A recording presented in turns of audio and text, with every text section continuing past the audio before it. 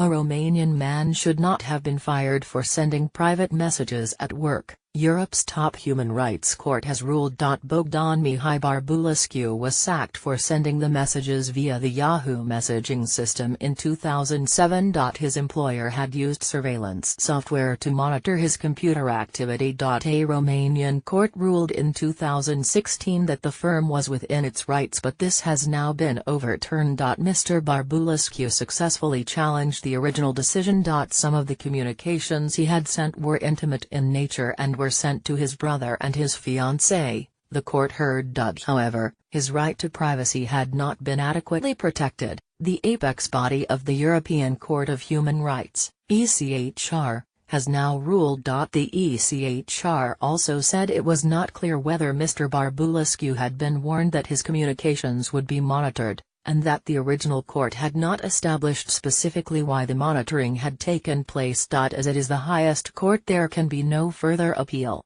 Although it was questionable whether Mr. Barbulescu could have had a reasonable expectation of privacy in view of his employer's restrictive regulations on Internet use, of which he had been informed, an employer's instructions could not reduce private social life in the workplace to zero, said the court in its decision.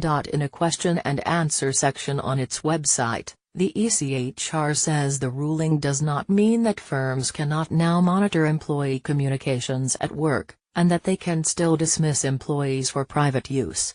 However, the court considers that states should ensure that, when an employer takes measures to monitor employees' communications, these measures are accompanied by adequate and sufficient safeguards against abuse, it said. Katrina Smith, employment partner at the legal firm Norton Rose, said it would not have a huge impact on UK employment regulation. What it will do, for companies who thought they had a bit more leeway than they did, is confirm the fact that they don't, she said.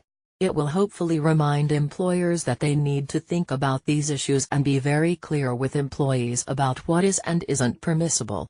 Employees also need to be smarter about the way in which they use both personal and work devices.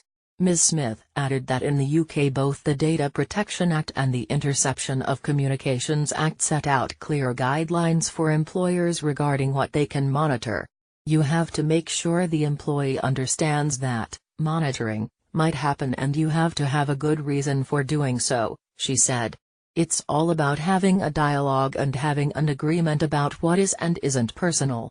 There also needs to be clear guidelines about the use of personal devices for work purposes, she added. In the old days, if you took papers home, they still belong to the employer, she said. You need to have clear understanding of the amount of ownership an employer has over information held on a personal device.